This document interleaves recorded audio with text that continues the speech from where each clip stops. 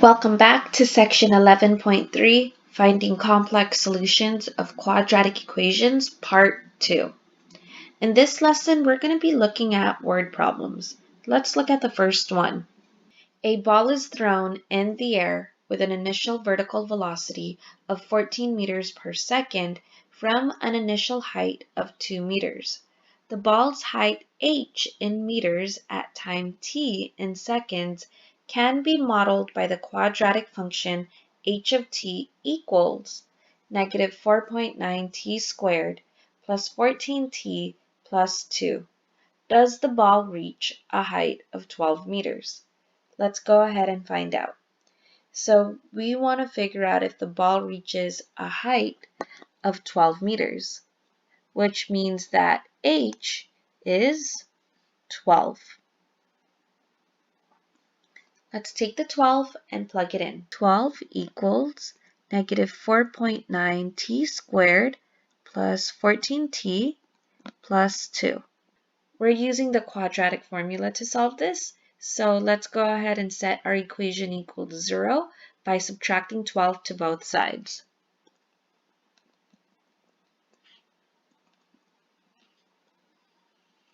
Now we have 0 is equal to negative 4.9 t squared plus 14t, and 2 minus 12 is negative 10. Now let's identify a, b, and c. A is negative 4.9, b is 14, and c is negative 10. Let's use the quadratic formula. T equals negative b plus or minus the square root of b squared minus 4 ac all over 2a. Let's plug the numbers in, class. T equals negative 14 plus or minus the square root of 14 squared minus 4. A is negative 4.9 and c is negative 10. All over 2 times negative 4.9. Let's continue. T equals negative 14 plus or minus the square root of 14 squared, which is 196, and negative 4 times negative 4.9 times negative 10 is negative 196 all over 2 times negative 4.9, that's negative 9.8. So t equals negative 14 plus or minus the square root of 196 minus 196 is 0, all over negative 9.8. So we have t equals negative 14 plus or minus the square root of 0 is 0 over negative 9.8. Class, that's t, which is equal to negative 14. Negative 14 plus 0 is just negative 14, and negative 14 minus 0 is still negative 14. So I'm not going to split that up. Divided by negative 9.8, and when you type this into your calculator, negative 14 divided by negative 9.8, that's 1.42. So now let's make sense of the problem. Does the ball reach a height of 12 meters? And the answer is yes. The ball reaches a height of 12 meters at 1.42 seconds. Let's look at another problem. A person wants to create a vegetable garden and keep the rabbits out by enclosing it with 100 feet of fencing. The area of the garden is given by the function a of w equals w times 50 minus w, where w is the width in feet of the garden. Can the garden have an area of 700 square feet? Let's find out. Let's take the 700 and plug it into a.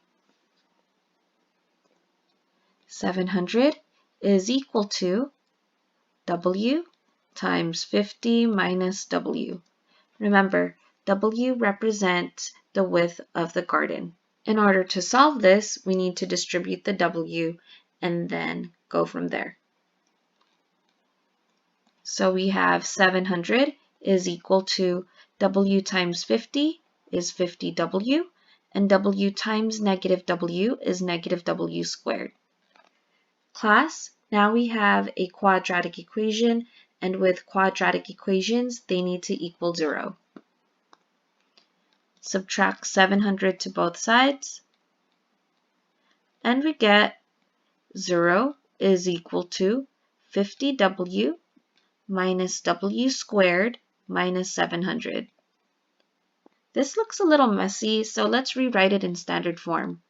0 is equal to negative W squared plus 50W minus 700. Now let's identify A, B, and C. If there's no number in front of W squared, remember to use 1. So A is negative 1, B is 50, and C is negative 700. Let's take these values and plug them into our quadratic formula. W equals negative B plus or minus the square root of B squared minus 4AC all over 2A. So W is equal to negative B is 50, plus or minus the square root of 50 squared minus 4, A is negative 1, C is negative 700, all over 2 times negative 1. Keep going, class. W is equal to negative 50 plus or minus the square root of 50 squared, which is 2,500, and negative 4 times negative 1 times negative 700 is negative 2,800. All over 2 times negative 1 is negative 2. So W equals negative 50 plus or minus the square root of 2,500 minus 2,800 is negative 300 over negative 2. Before we go any further, look at the number under the radical. Notice how that number is negative. So this tells me that my solution is going to be an imaginary number. And because it's imaginary, it doesn't exist. So just keep that in mind. I'll go ahead and simplify this just so that we can review simplifying complex numbers.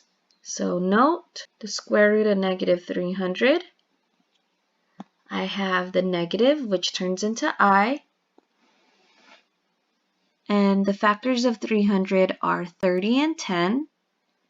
The factors of 30 are 3 and 10. And you know what? I'll actually stop here because if you notice, the 10s form a pair. And when you're taking square roots, the whole point is to get pairs. Now let's put everything under the same radical. We have the negative 3 times 10 times 10. Once again, the negative turns into I, and 10 times 10 would be our pair. 10 times 10 is 100. The square root of 100 is 10. And what's left under the radical is that 3. So the square root of negative 300 is 10I radical 3. Let's go back to our problem. W equals negative 50 plus or minus 10I radical 3 over negative 2. Now class, let's look at our whole numbers. We have negative 50, 10, and negative 2. Notice how all the numbers are divisible by 2. Let's divide by 2.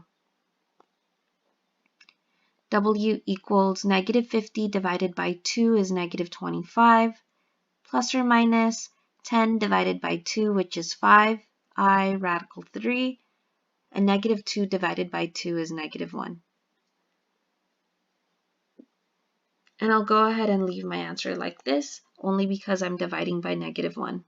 So now let's answer the question. Can the garden have an area of 700 square feet? And the answer is no. The garden cannot have an area of 700 square feet because the width is imaginary. We have that 5i, making our solution imaginary. This concludes part 2 of our lesson. If you liked it, go ahead and give it a thumbs up and don't forget to subscribe.